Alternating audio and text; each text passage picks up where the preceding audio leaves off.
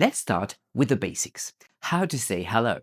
We're going to give you 4 ways, from the most formal to the least formal. I'm pretty sure you know assalamu alaikum, the peace be upon you, to which you reply wa alaikum assalam, and on you, the peace, literally. Note that we say a sound before salam. It means the, which can be sounded al or a in front of certain letters. In this case, sound s prompts a.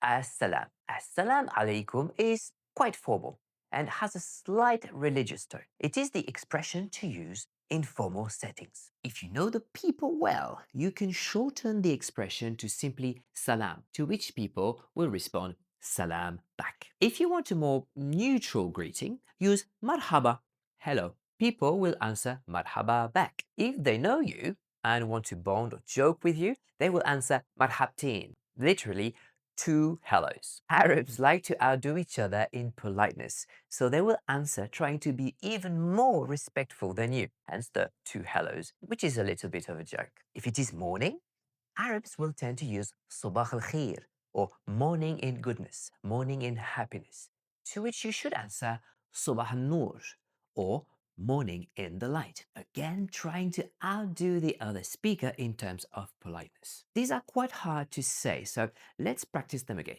SubaH al Xeer, SubaH al Xeer, SubaH al Noor, SubaH al Noor. Now, a few characters will greet you. Try to answer with the same level of formality. I will leave you time to answer, then give you the correct answer. Salam. Salam. صباح الخير. صباح النور. مرحبا. مرحبا. مرحبا يا مايك. مرحبتين يا نيمو. السلام عليكم. وعليكم السلام. Did you get them all correct? Don't worry if you didn't. Practice makes perfect. Now, click on the next video to know how to say goodbye.